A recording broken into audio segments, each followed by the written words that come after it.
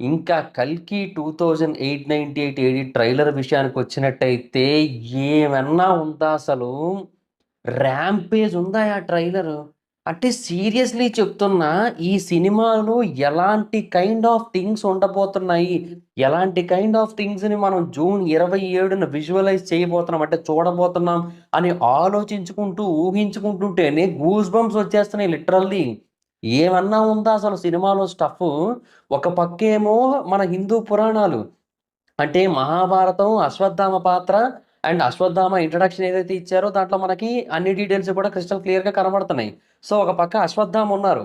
And ఆయన power అప్పట్లో ఆగింది. అండ్ ఇప్పుడు మళ్ళీ ఆ పవర్ బయటకొచ్చింది. ఆ మణి పవర్ అది మనకి ట్రైలర్‌లో చూపిచ్చారు. సో, ఆయన ఒక ప్రాణాన్ని కాపాడాల్సుంటుంది. ఆ ప్రాణం దీపికా పదుకునే కడుపులో ఉన్న బిడ్డ. అండ్ ఆ బిడ్డని గనక చంపేసినట్టయితే ఇంక నాకు తెలిసి ఎవరైతే ఇప్పుడు విలన్స్‌గా ఉన్నారో వాళ్ళకింక ఏమాత్రం అడ్డు ఉండదు అనే పాయింట్ ఆఫ్ వ్యూలో ఇంక ప్రజల మీద వాళ్ళ డామినేషన్ ఏదైతే ఉందో అది యాజ్ ఇట్ ఈజ్ చూపించుకోవచ్చు అనే పాయింట్ ఆఫ్ వ్యూలో వాళ్ళు ఆవిడని చంపాలనుకోవడమో ఏదో జేయడం కోసం హీరోకి బౌంటీ ఇవ్వడం జరుగుతుంది. సో, బౌంటీ హంటర్ అనేది తెలిసిపోతుంది మనకి. కాకపోతే మనలాగా కరెన్సీ అన్నట్టు కాకుండా యూనిట్స్ అని మాట్లాడుకుంటున్నారు. 1,000,000 యూనిట్స్ ఉన్నాయా? 1,000,000 యూనిట్స్ ఇస్తారా? ఎక్కువ యూనిట్స్ ఇస్తారా? ఇలా మాట్లాడుకుంటున్నారు కదా! ఈవెన్ 5 స్టార్ బౌంటీ అని చెప్పి 'బుజ్జి' చెప్పినప్పుడు కూడా అక్కడ 1,000,000 అని చూపిచ్చారు.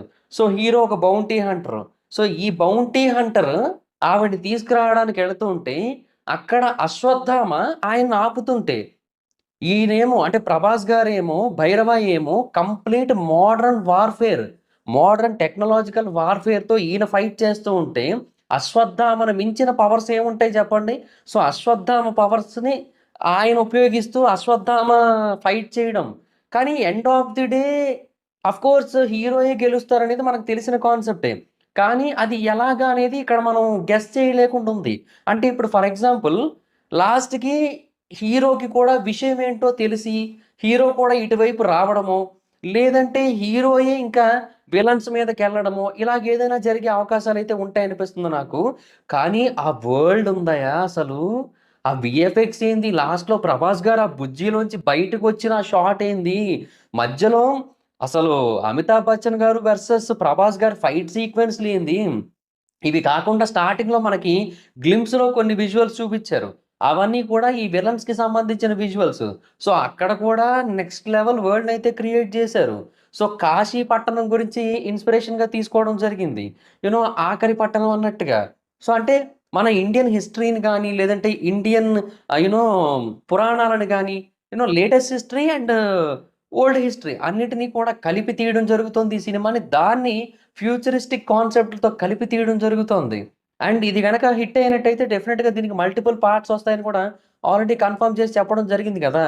సో, ఆ ప్రకారంగా చూస్తుంటే ఇందులో ఏదో ఒక డెఫినిట్‌గా ఒక పాయింట్ ఉంటది. ఆ పాయింట్ దగ్గర ఆపుతారు. అండ్ దాన్ని వేరే వాటికి కనెక్ట్ చేసే విధంగానే ఉంచుతారనిపిస్తోంది. సో, అదేంటో చూడాలని చాలా ఎక్సైటింగ్ ఉంది నాకైతే. సో, ఒకటి కాదు, 2 కాదయ్యా మల్టిపుల్ పాయింట్స్ ఈ సినిమా విషయంలో ఉన్న ఎక్సైట్‌మెంట్‌ని 10 రెట్లు పెంచినియి అసలు. ఏమన్నా ఉందా అసలు? వీఎఫ్ఎక్స్ విషయంలో ఎక్కడ ఇంత పర్సెంట్ కూడా లోటనిపించలేదు.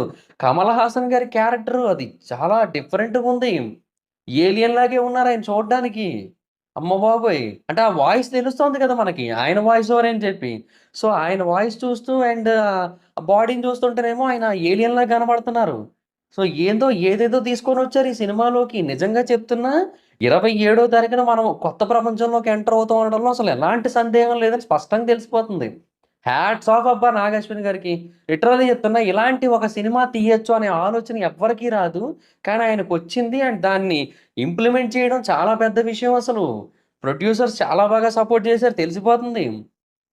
మ్యూజిక్ అయినా, ఏదైనా ఎవ్రీథింగ్ టాప్ నాచ్ క్వాలిటీ ఉంది. ఎటొచ్చి హిందీ ఆడియన్స్ కొంచెం ఓన్ చేసుకుంటే దీన్ని సీరియస్‌లీ చెప్తున్నా ఈ సినిమా 'దంగల్' రికార్డ్స్‌ని లేపేస్తది. కొంచెం ఓన్ చేసుకుంటే చాలు. ఈ సినిమాకి కొంచెం ప్రమోషన్స్ కావాలేమో హిందీ బెల్ట్‌లో అన్నట్టుంది. బట్ ఏమో మరి ఇప్పుడు ఇది పోస్ట్‌పోన్ అవ్వడం మంచిదైంది మే 9 నుంచి. ఆంధ్రాలో కూడా ప్యూర్ సపోర్ట్ ఒస్తోంది ఈ సినిమాకి. సో, ఎటు చూసుకున్నా కూడా మంచి శకునాలే కనబడుతున్నాయి. సో, ఇంక నాకు తెలిసి ఇంకా తిరుగుండదు ఈ సినిమాకి. జూన్ 27 నెక్స్ట్ లెవెల్‌లో